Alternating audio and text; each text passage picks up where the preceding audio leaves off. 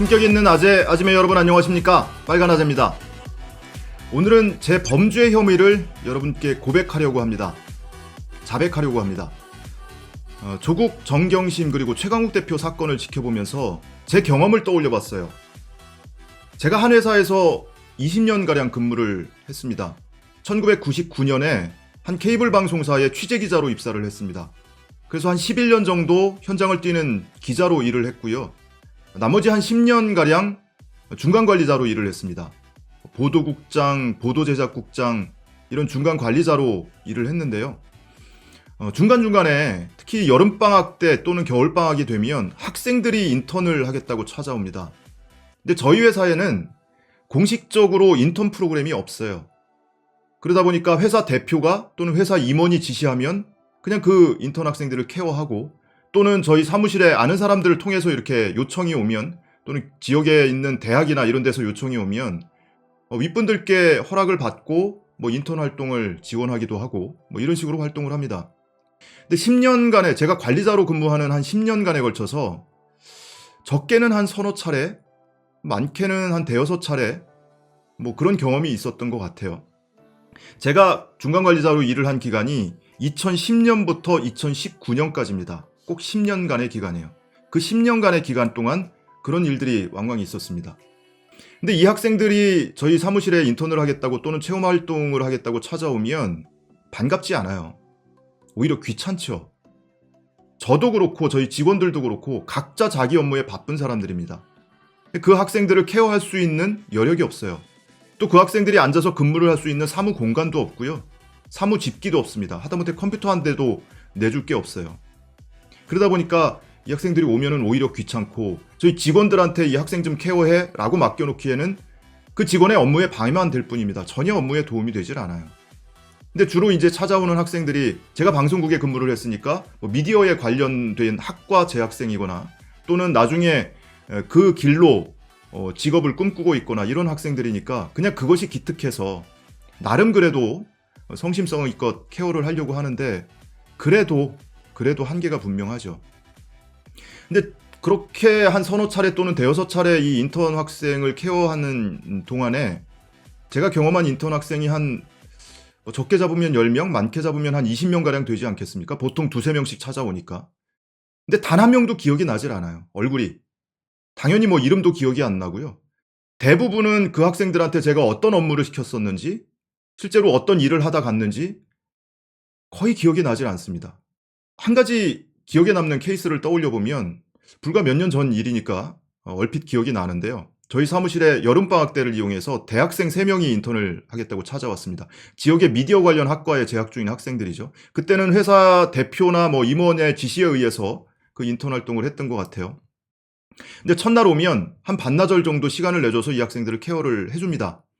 제가 먼저 이 학생과 인사를 하고 상견례를 하고 그리고 미디어라는 게 이런 거다. 그리고 업계는 어떻게 돌아간다.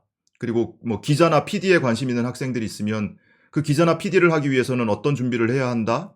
그리고 실제 기자나 PD가 한 1시간 정도 시간을 내서 본인이 현장에서 겪는 경험담을 이야기를 해주고 이런 식으로 시간을 보냅니다. 그러고 나면 제작시설 이렇게 투어를 하죠. 스튜디오도 한번 방문을 하고 그리고 촬영 장비나 방송 시설을 잠깐 가까이서 볼 수 있는 시간도 마련을 해주고 또는 크로마키라고 하죠. 이 뒤에 블루 스크린, 파란 스크린을 놓고 일기예보 할 때 이렇게 이미지 합성하는 거 있잖아요. 그런 거 직접 경험을 해보기도 하고 그런 거 특히 신기해 하거든요. 그러고 기념으로 사진 몇 장 찍고 돌려보냅니다. 근데 돌려보내는데 그냥 돌려보내는 게 아니고 설문지를 주어서 돌려보냈어요. 제가 기억하는 케이스만 말씀드리는 거예요. 설문지를 주어서 제 의도는 시내에 나가서 일반 시민들을 상대로 설문조사를 해봐라 이런 거였습니다. 그래서 일주일이나 2주일 정도 있다가 이 학생들이 그 설문지를 100장, 200장씩 가져와요. 근데 제 취지는 길거리에서 사람들 만나서 인터뷰를 하라는 취지였는데 실제로 이 학생들이 그렇게 성실히 했는지는 알 길이 없습니다. 그냥 아름아름 주변 사람들한테, 가족한테 또는 친구들한테 이것 좀 작성해줘. 그랬을 수도 있고요. 근데 달리 확인할 길이 없습니다.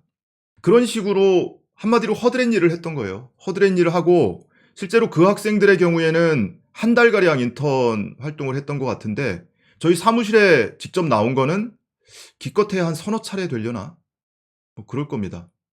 그러고 나서 인턴을 마칠 때 잠깐 뭐 인사하고 기념으로 사진 촬영하고 그러고 돌려보내죠.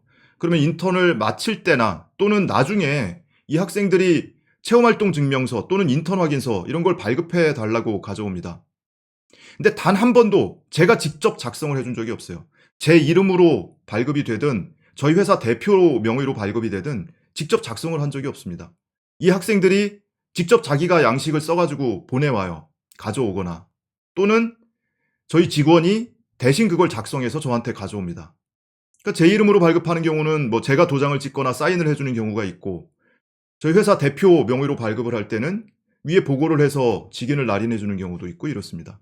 그리고 그 증명서의 내용은 이 학생이 굉장히 훌륭히 성실히 착실히 했다. 그리고 이러저러한 성과를 거뒀다. 예를 들어서 취재기자 지망생의 경우에는 현장에 이런 취재를 같이 나가보기도 했고 기사를 작성하는 훈련을 하기도 했고 뭐 이런 식으로 주로 작성이 됩니다. 한 달 동안 서너 차례 사무실에 왔었다. 이런 식으로 쓰는 사람 없죠. 여러분들의 경험은 어떻습니까? 다들 비슷한 경험 아닙니까? 그런데 나중에 이 학생들이 그렇게 발급해준 확인서나 증명서를 본인이 재학 중인 학교에 제출했을 수도 있고요. 대학원이나 상급학교에 진학하는데 제출을 했을 수도 있고 또는 입사 원서를 제출하면서 첨부 자료로 제출을 했을 수도 있을 것 같습니다. 근데 이렇게 작성된 자료를 그렇게 사용을 했다면 그 재학 중인 학교의 성적 사정 업무를 제가 방해한 거고요. 상급학교 진학 시에 활용을 했다면 그 상급학교의 입학 사정 업무를 방해한 거고요.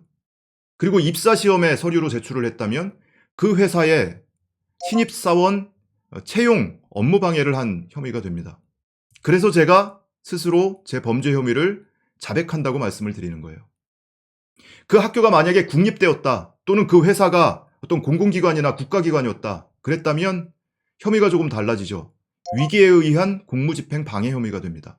이런 일로 지금 재판을 하고 있는 게 바로 조국 정경심 최강욱 재판입니다.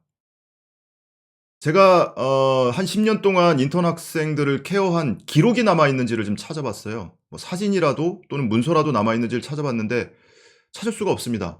뭐 더더구나 지금 퇴사도 했고 그러니까 찾을 수가 없었는데 딱 하나 사진이 한 장 발견됐는데요. 좀 간접적인 사진입니다. 바로 이 사진.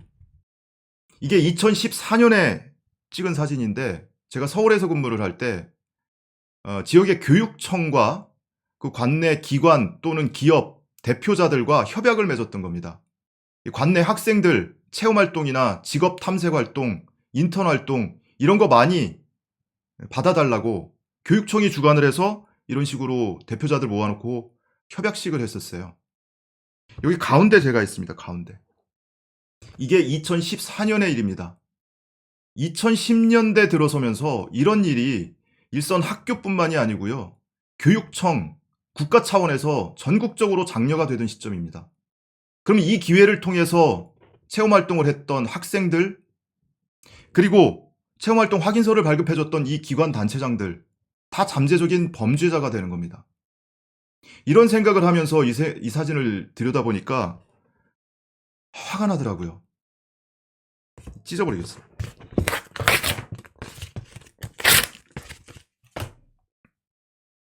여러분의 경험은 어떻습니까? 이런 일로 재판을 하고 있는 게 지금 벌어지고 있는 일이에요. 그 학생이 딸이 아들이 인턴 활동을 했다고 확인서를 발급받아서 제출을 했는데 그 기간 동안에 그 시간을 꽉꽉 채웠냐? 그 정도의 업무 강도를 갖고 일을 했느냐? 확인서에 기재된 그 내용 그대로 인턴 활동, 체험 활동을 했느냐? 그렇지 않다면 이것은 허위사실이고 업무방해고 위계에 의한 공무집행방해고 허위작성 공문서 행사고 이런 일로 재판을 받고 있고 실제 일부 지금 정경심 교수와 최강욱 대표 재판에서는 1심에서 유죄 판결이 나온 사건이 바로 이런 사건입니다. 다를 게 하나도 없어요. 그래서 여러분들의 경험을 좀 공유를 해주셨으면 합니다. 제 경험은 지금 말씀을 드렸고 여러분들의 경험은 어떻습니까? 여러분이 인턴 학생으로 참여를 했건 또는 체험활동을 한 학생으로 참여를 했건 어디 가서 봉사활동을 하고 확인서를 받았건 그 학생 입장이어도 좋고요. 그 학생의 학부모도 좋고 인턴을 케어한 체험활동을 케어한 관리자도 좋습니다.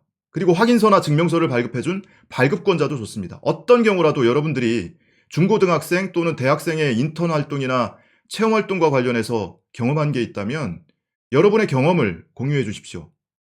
SNS도 좋고 사람들이 많이 보는 인터넷 커뮤니티도 좋습니다. 여러분의 경험담을 잔잔하게 글로 써주셔도 좋고요. 이왕이면 거기에 사진이라든지 무슨 기록이 될 만한 그런 문서라든지 이미지라든지 이런 게 있다면 더 좋겠죠. 그렇게 여러분들의 경험을 공유를 해주시고 혹시 나는 그런 경험이 없어 라는 분들은 SNS나 인터넷 공간에서 이런 글들 보시면 많이 공유해 주십시오. 그리고 공감해 주십시오. 그러면 더 적어도 1명, 2명, 100명, 1000명, 10,000명이 더 보지 않겠습니까? 그리고 그런 글을 올리실 때 해시태그 나도 범인이다. 이런 해시태그를 달아서 여러분이 경험담을 공유해 주셨으면 좋겠습니다. 오늘부터 바로 시작을 해 주셨으면 좋겠어요. 혹시라도 나는 직접 공유하기에는 좀 어려움이 있어 이런 분들은 저한테 메일로 보내주십시오. 제 메일 주소는 이 영상 하단에 보면 설명란에 늘 있습니다. 저한테 메일로 보내주시면 제가 그것을 가공하든 또는 원본 그대로든 여러분을 대신해서 공유를 해드리겠습니다. 영상으로 공유를 할 수도 있고요. 제 SNS를 통해서 공유를 할 수도 있을 것 같습니다. 익명이든 실명이든 상관없습니다. 여러분이 원하는 대로 나는 실명을 공개하긴 싫어 하시는 분들은 요청하시면 익명으로 얼마든지 공개가 가능합니다. 이런 식으로 많은 분들이 동참해 주시고 이것을 공유해 주시고 확산시켜 주시면 실제 이런 경험이 없는 분들도 이 사건이 얼마나 말이 안 되는 사건인지 조금 더 이해하고 공감하지 않겠습니까? 그래서 여러분들이 이런 활동에 동참을 해 주시면 이게 조국 정경심 교수나 최강욱 대표한테 도움이 되는 것뿐만이 아니고 검찰이 그동안 얼마나 말도 안 되는 수사를 해왔고 한 가정을 탈탈 털어서 표적 수사, 표적 기소를 하고 있는지 마녀 사냥을 하고 있는지 좀 더 많은 사람들이 이해를 하게 될 거고요. 뿐만 아니고 언론이 그 스스로 대학 다닐 때, 고등학교 다닐 때 이런 비슷한 활동들을 했었을 수도 있는 그 언론인들이 얼마나 한 가정을 대상으로 마녀 사냥을 했는지 조금 더 많은 분들이 이해를 하는데 도움이 될 겁니다. 바로 지금부터 여러분들이 적극적으로 많이 참여를 해주셨으면 좋겠습니다. 자, 영상을 마치면서 마지막으로 한 말씀만 더 드리겠습니다. 오늘은 세월호 7주기입니다. 세월호 참사가 벌어진 지 꼭 7년 되는 날입니다. 잊지 않겠습니다.